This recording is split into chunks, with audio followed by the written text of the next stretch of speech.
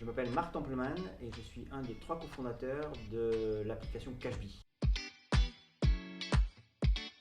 Alors Cashbee est né d'un constat assez paradoxal qui est que les Français sont les champions de l'épargne, ils mettent énormément de côté mais ils ne savent pas trop quoi en faire. Et donc nous on voulait proposer une solution simple et donc forcément mobile et digitale pour bridge the gap entre d'un côté mettre de côté et de l'autre côté faire travailler cet argent de façon la plus intelligente et simple possible. Et on souhaite devenir la banque privée en poche. Avant de devenir entrepreneur, j'étais banquier d'affaires, ne m'en voulez pas, et ce pendant une vingtaine d'années. Si vous êtes tenté par l'aventure entrepreneuriale, peut-être 2 conseils. Le premier, réfléchissez bien avant parce que c'est pas tous les jours facile. Deuxième truc, partez du principe que tout prend le double du temps et coûte le double. Alors pour épargner efficacement, nous encore une fois on prône la simplicité. Il y a 2-3 trucs qui sont extrêmement puissants et pourtant très simples à mettre en place. Le premier, c'est d'automatiser la mise de côté d'une certaine somme, aussi petite ou grosse qu'elle soit, tous les mois de façon automatisée. Ça rend l'effort d'épargne indolore. Deuxième, c'est de choisir un support sur lequel votre argent travaille. Même s'il reste accessible, même s'il est en sécurité, choisissez un support sur lequel cet argent il rapporte quelque chose.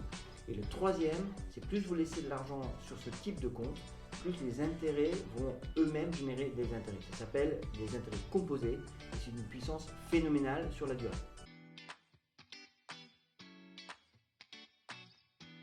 Les produits d'épargne, il y en a énormément et donc les banques sont là entre autres pour les construire. Nous on adore la simplicité, donc le premier produit qu'on a proposé et qu'on propose toujours d'ailleurs, tout simplement un livret rémunéré. C'est souvent la base ou le premier pas pour se mettre sur le chemin de l'épargne, pour ensuite aller vers des choses de plus en plus complexes. Il est important d'épargner parce qu'on ne sait jamais de quoi le lendemain sera fait. Le premier principe de l'épargne, c'est à minima de mettre suffisamment de côté pour pouvoir faire face aux coups durs. Et le coup dur, par définition, on ne s'y attend pas. Ça peut être le réfrigérateur qui tombe en panne. Et donc, le premier principe de l'épargne, c'est de se constituer une poche d'argent qui sert pour ce genre d'imprévu. Alors, il faut savoir qu'en France, il y a énormément d'argent qui dort. Et quand nous, on parle d'argent qui dort, c'est tout simplement de l'argent que les gens ont mis de côté, typiquement sur des comptes bancaires, et qui ne rapportent rien. Ce qui est une très mauvaise chose pour l'épargnant, puisque tant que votre argent ne rapporte rien, votre pouvoir d'achat se fait grignoter par l'inflation. On peut commencer à épargner avec n'importe quelle somme. Pour prendre un exemple très concret et un peu commercial, on peut ouvrir un compte rémunéré chez Cashbee à partir de 10 balles. Je reviens sur un des principes fondamentaux qu'on adore, c'est même si on met de côté une somme aussi petite que 10 € par mois, au fur et à mesure que le temps passe, les intérêts générés par ces sommes qui se cumulent vont eux-mêmes générer des intérêts. C'est l'effet des intérêts composés et c'est d'une puissance phénoménale à tel point qu'Einstein aurait dit qu'il s'agit de la 8e merveille du monde. Nous, on a pour principe de dire qu'il faut d'abord se constituer cette épargne de précaution pour les coups durs et celle-là, elle doit évidemment pas être à risque. C'est pas nécessairement malin de mettre de côté sur de la crypto qui peut être très très volatile si on sait que cette somme, on peut en avoir besoin du jour au lendemain. 9 fois sur 10, ça se place dans un premier temps dans une banque. Plusieurs façons d'y accéder. Vous souhaitez probablement utiliser votre smartphone. Il y a de plus en plus de fournisseurs, comme Cashbee, mais on n'est pas les seuls, qui permettent d'épargner via le smartphone, tout en vous assurant que l'argent se retrouve dans des banques. La raison pour laquelle c'est important de penser à ça, c'est qu'en France, comme ailleurs, il existe le fonds de garantie des dépôts qui garantissent jusqu'à 100 000 € le fait que vos dépôts vous soient retournés, même si la banque fait défaut. Ensuite, il y a énormément d'autres façons d'épargner et d'autres enveloppes qu'on peut utiliser. Une enveloppe très communément utilisée en France, c'est l'assurance vie. Il y en a d'autres. Vous avez peut-être entendu parler de PEA, compte titre, PER.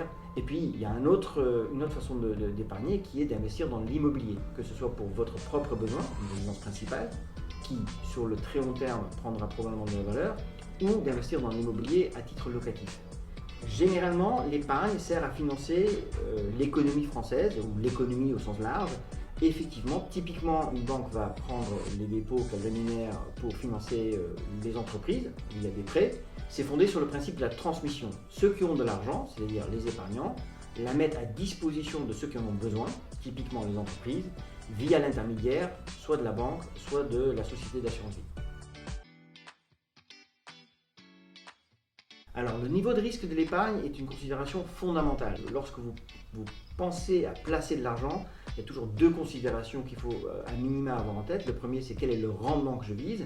Le second, c'est quel est le risque que je suis prêt à prendre. Lorsque vous visez des rendements plus élevés, il faut juste comprendre que vous allez devoir donc prendre des risques. Et le risque se traduit par la possibilité, pas la certitude, mais la possibilité de perdre une partie ou même la totalité de votre mise.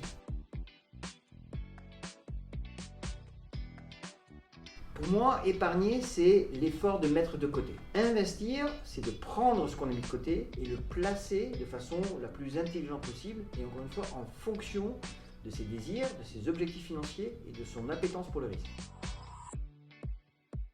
Généralement, l'épargne sert à financer l'économie française ou l'économie au sens large. C'est fondé sur le principe de la transmission. Ceux qui ont de l'argent, c'est-à-dire les épargnants, la mettent à disposition de ceux qui en ont besoin, typiquement les entreprises, via l'intermédiaire, soit de la banque, soit de la société d'assurance vie.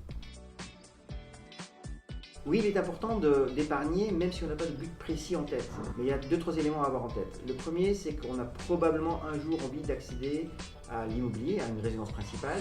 Et pour cela, il y aura forcément besoin d'un apport conséquent qui plus est. Le deuxième élément, c'est si un jour on pense à vouloir fonder une famille, il faut aussi avoir en tête qu'il y a des grosses dépenses qui viennent avec.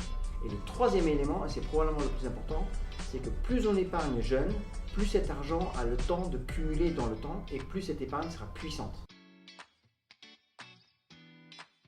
L'inflation, c'est précisément le taux auquel votre pouvoir d'achat se fait ronger d'année en année. Donc si on veut préserver son pouvoir d'achat, il faut trouver un placement qui soit au moins égal à l'inflation. Dans le contexte actuel, si on prend le taux du livret A qui est à 3%, le livret A ne permet pas de se protéger en totalité contre l'inflation qui est plutôt aux alentours de 5-6%. En revanche, pour votre épargne placée à plus long terme, toujours garder en tête l'inflation et effectivement là pour le coup le but sera de battre l'inflation pour pouvoir se constituer un patrimoine et pour pouvoir se constituer une épargne qui vaudra de plus en plus au fil du temps tout en tenant compte de l'inflation.